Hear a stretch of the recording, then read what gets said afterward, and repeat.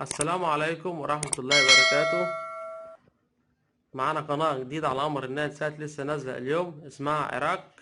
يلا اشتركوا وفعلوا الجرس عشان يوصلك كل جديد من قناة فن الدش. قناة من أحلى القنوات، قناة روعة ملهاش حل.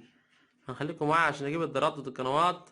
أنا عايزك تشترك في القناة وتفعل الجرس عشان يوصلك كل جديد من قناة فن الدش، عشان أي قناة نزلت جديدة، أي قناة جديدة تلاقيها نزلت لحد عندك. هنخش أول حاجة على قائمة الترددات. هنا قائمة الترددات زي ما انتم شايفين. من هنا هندوس على الزر الأحمر وبعد كده نكتب التردد الجديد. هنا التردد الجديد زي ما انتم شايفين. هنا التردد هنكتبه، التردد هيكون 11096، 11096، ومعدل الترميز 27500. كل اللي عليك تخليها عمودي أو حرف الفي. هنحفظ التردد على كده، اتحفظ مع كلمة الترددات تمام، وجايب إشارة تمام زي ما انتم شايفين الإشارة اهي. نخش بقى على الأزرق عشان نديله بحث ونقول له اوكي نعم قنوات المجانية. لا التردد بينزل. يلا اشترك معانا مع قناة فن الدش عشان يوصلك كل جديد. أحلى قناة من أحلى الترددات الجديدة.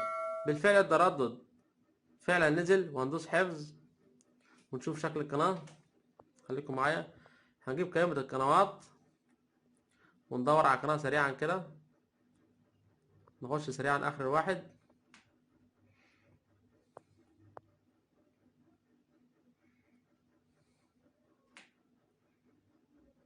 خليكم معايا. هنجيب القناة، قناة من أحلى القنوات العربية، قناة عراق. هنا القناة وهنا الشعار القناة زي ما انتم شايفين نازلة بالاسم دوت زي ما انتم شايفين.